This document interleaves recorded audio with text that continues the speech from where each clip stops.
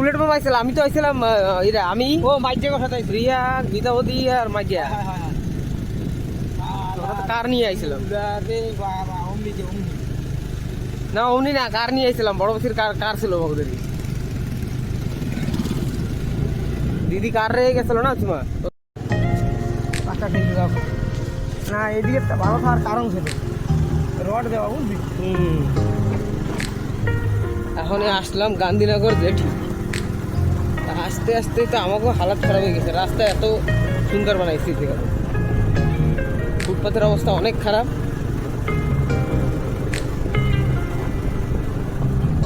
দেখো তোমরা নাজারাটা অনেক সুন্দর এদিকে, ডুঙ্গি রাখা আছে এই জায়গায়, কতগুলো ডুঙ্গি রাখছে সব মাছ ধরার। এটা আগে পুরনো যেটি ছিল, এটা খারাপ হয়ে গেছে, তারপরে এটার বানানো হয়েছে। এটারও অবস্থা বেশি ভালো না।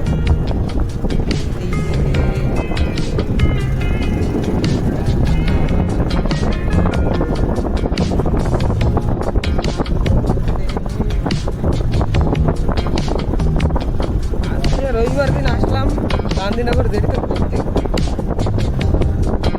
রবিবার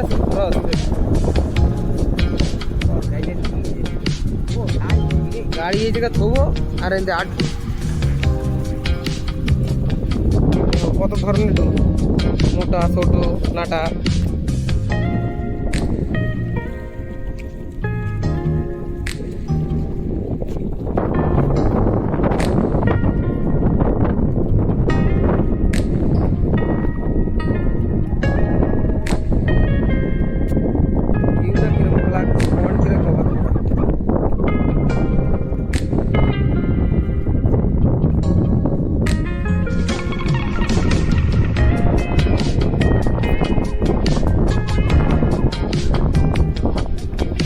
হ্যাঁ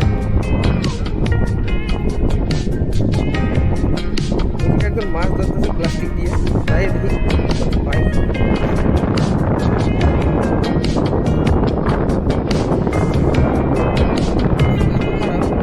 কালারও চেঞ্জ হয়ে গেছে।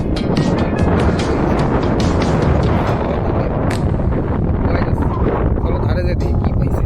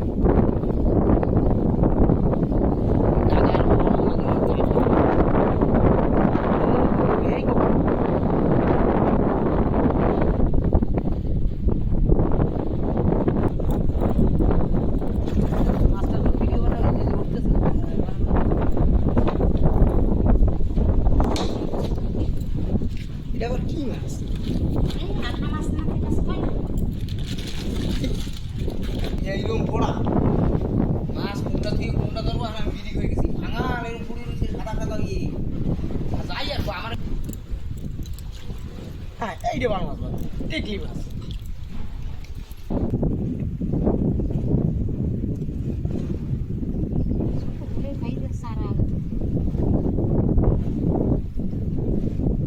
তোর ওই চিংড়ি কলের বসে নিয়ে আসলে কিরকম এই প্লাস্টিকের খাবে বা এক ধরনের চিংড়ি মাছ বানানো প্লাস্টিকের বসে উঠানো থাকে।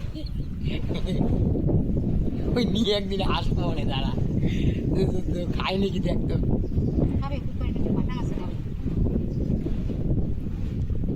কিন্তু জলের মধ্যে ছাড়লেও মনে হবে ওটা চিংড়ি মাছ, একদম অরিজিনাল উঠে হবে।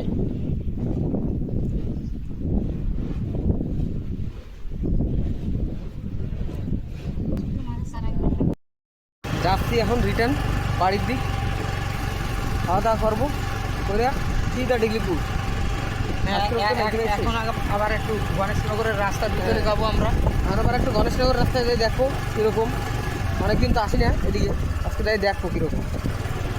তো তোমরা সাথে থেকো, লাইক করো, শেয়ার করো, কমেন্ট করো।